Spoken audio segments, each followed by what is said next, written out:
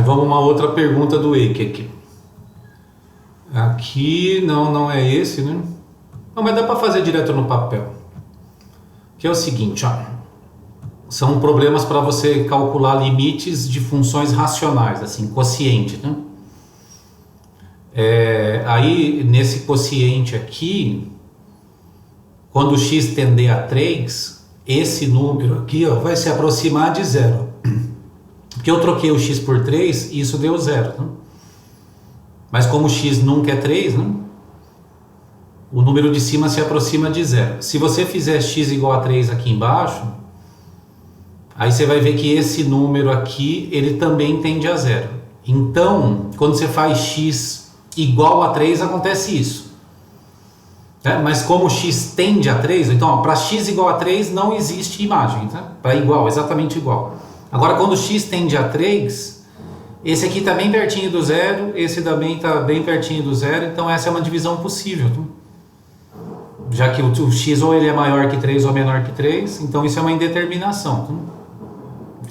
Então eu vou ter que tirar a indeterminação.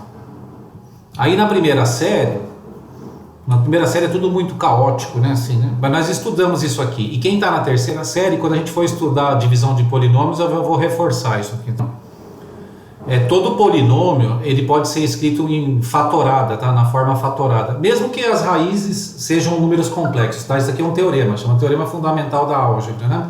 Todo polinômio tem pelo menos uma raiz complexa, então vai dar para escrever assim, tá? Aí números complexos também matéria do ensino da terceira série, tá? E não tem cálculo com números complexos, tá? Então o cálculo diferencial integral que a gente está estudando aqui não é com números complexos, é no universo dos reais, tá? Então, ó, todo polinômio dessa forma pode ser escrito assim.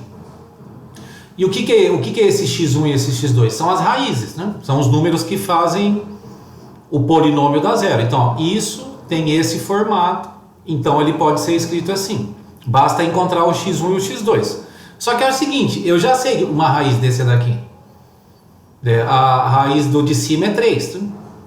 E o a é 1, né? Então isso aqui, se você pôr 1 aqui, aí você sabe que aqui é 3. Aí resta saber a outra raiz, o outro número que quiser. Aí você faz como você souber, tá? Ou faz o delta, a fórmula quadrática, ou faz por soma e produto, como eu costumo fazer na lousa com vocês, né? Então eu vou aplicar isso aqui, né? Ó, os zeros desse polinômio aqui são o 3, que eu já sabia, e o 1. Né? Como que eu sei que 1? Né? Porque o produto das raízes é c sobre a multiplicação das raízes. Né? C sobre a, o c é 3, o a é 1. Se fizer 3 dividido por 1 dá 3. Então as raízes desse número, desse polinômio são dois números cuja multiplicação dá 3. Como eu sei que uma raiz é 3, a outra só pode ser 1. Então aqui as raízes são 3 e 1. Logo, isso pode ser escrito assim, né? Ó, lembra que é x menos a raiz, né? Para dar zero. Ó. Isso aqui dá zero para o x igual a 1. Isso aqui dá zero para o x igual a 3.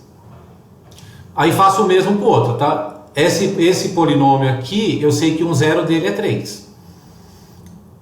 Como a é 1 também, ó, o produto das raízes tem que dar menos 6. Então um zero é 3, o outro é o número que multiplicado por 3 dá menos 6. O outro zero é o menos 2.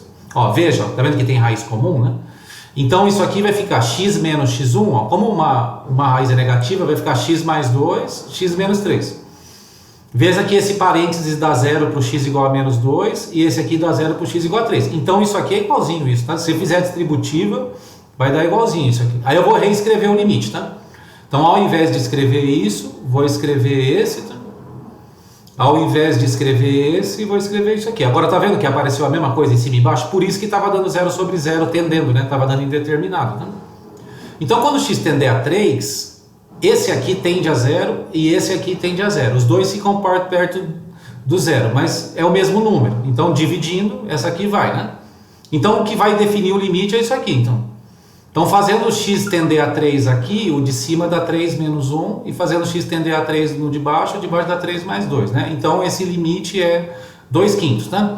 Se você fizer o gráfico disso no GeoGebra, você vai ver que quando você se aproximar do 3, isso daqui está se aproximando de 0,4. Ó, façam gráficos, vai no Khan Academy, a gente vai sair de férias, tá? Vai no Khan Academy, faz tudo que eu pedi lá, vê todos os vídeos, vamos chegar afiado, tá?